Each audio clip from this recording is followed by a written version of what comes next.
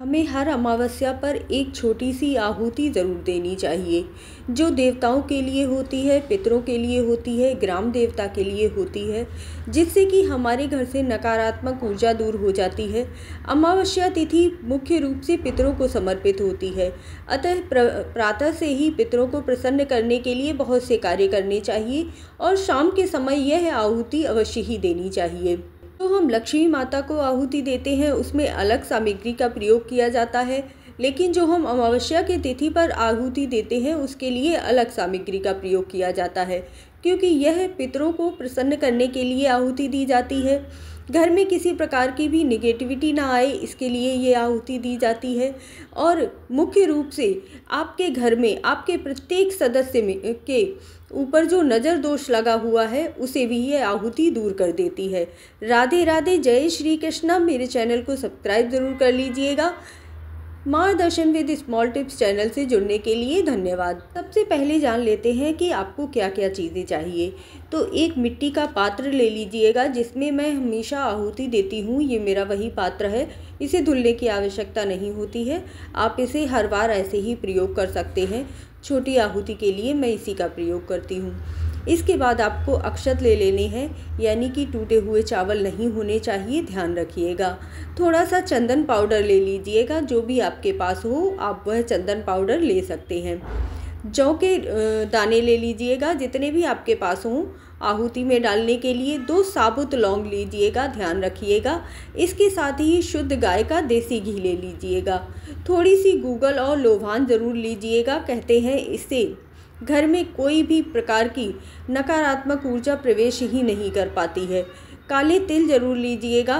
काले तिल की आहुति देने से आपके पितृ प्रसन्न हो जाते हैं, और आपके अगर पितृ प्रसन्न होते हैं तो आपके कोई भी कार्य नहीं रुकते, कार्यों में रुकावट नहीं आती है, आप प्रगति की ओर चलने लगते हैं।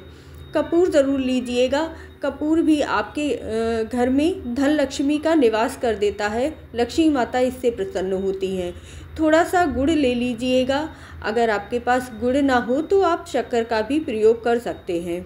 एक टुकड़ा गाय के गोबर का बना हुआ उपला ले लीजिएगा, क्योंकि इसी पर रखकर आपको हवन सामग्री या कहिए छोटी सी आहुति को जलाना होता है। इसके पश्चात इसे जलाना इतना आसानी से नहीं हो पाता है, इसीलिए थोड़ी सी गैस पर रखकर इसे थोड़ा सा पहले जला लीजिएगा, जिससे कि आपकी जो भी आप सामग्री इसमें डालेंगे वह आपकी आसानी से जलने लगेंगी। तो आहुति के लिए आपको अब क्या करना है कि आपके घर के प्रत्येक सदस्य को इसमें आहुति देनी होती है, क्योंकि आपके प्रत्येक सदस्य के ऊपर जो भी नज़र दोष होगा, कोई भी प्रकार की बाधा होगी, वह सब दूर हो जाती है। कोई भी पितृ के समक्ष परेशानी होगी, वह भी प्रत्येक सदस्य की दूर हो जाती है।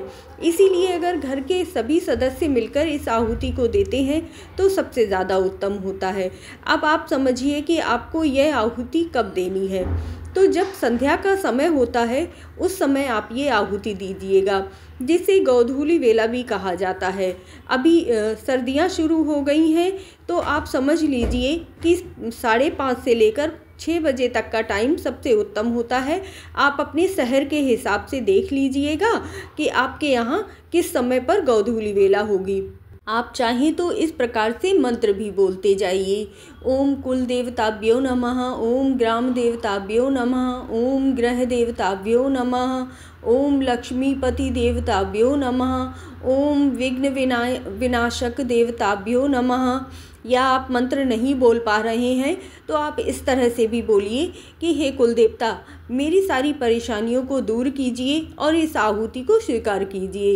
हे ग्राम देवता, आप मेरे सारे कष्ट हर लीजिए और मेरे सारे विघ्नों को दूर कर दीजिए। ओ ग्रह देवता, मेरे घर के प्रत्येक कोने में अन्न और धन का निवास होना चाहिए, सुख और शांति होनी चाहिए। ओम लक्ष्मीपति देवताभ्यो नमः, हे लक्ष्मीपति विष्णु भगवान, आपके द्वारा मुझे सारे सुख, सारा ऐश्वर्य प्राप्त होना चाहिए।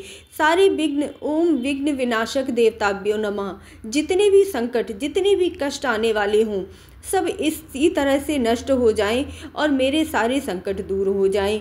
इस तरह से कहते हुए आपको इस आहुति को अपने घर के प्रत्येक कमरे से लेकर सबसे पहले मुख्य दरवाजे पर आपको घुमाना है। इसके पश्चात आपको अपने घर के प्रत्येक कमरे में, अपनी रसोई घर में, सभी जगह इसकी आहुति को घुमाते हुए यह शब्द बोलते जाना है। आप यकीन मानिए, अगर आप हर अमावस्या इस तरह से अपने पितरों को प्रसन्न करने के लिए आहुति देते हैं, क्योंकि कहा जाता है कि यह छोटी सी ही आहुति सीधा जो पितृ होते हैं, देवता होते हैं, उसे सीधा सीधा स्वीकार कर लेते हैं। हम जब भी भोग लगाते हैं तो उनके समक्ष रखते हैं, हाथ जोड़ते हैं तो समय लगता है, लेकिन जब हम इस आहुति में अग्नि देवता में यह चीज़ें समर्पित करते हैं तो वह सीधा ही प्रभु को प्राप्त हो जाती हैं। तो इस तरह से आपको यह आहुति देनी है। उसके बाद इस आहुति को लाकर आपको अपने दरवाजे की दक्षिण दिशा की ओर रखना है, क्योंकि अमावस्या का दिन है और दक्षिण दिशा हमारे पितरों की दिशा कही जाती है। तो इसीलिए आपको अपना यह दक्षिण दिशा की ओर तब तक रख देना है जब तक कि पूरी तरह से ये जल नहीं जाता है। हो सके तो दूसरे ही दिन उठाइएगा। आपने अगर इस चीज़ का एक बार नियम बना लिया तो आप यकीन मानिएगा, आपके घर में कभी कोई विघ्न बाधा नहीं आएगी, कभी कोई संकट नहीं आएगा। जैसे कहते हैं ना कि अकाल संकट आता है, वह टल जाता है इन सभी कार्यों को करने से। तो ज़रूर ही कीजिएगा। आपको वीडियो अच्छी लगी हो तो चैनल को सब्सक्राइब ज़रूर कर लीजिएगा, लाइक और कमेंट ज़रूर कीजिएगा। आपके एक कमेंट का मुझे इंतज़ार रहता है। जय श्री कृष्णा, जय राधे राधे।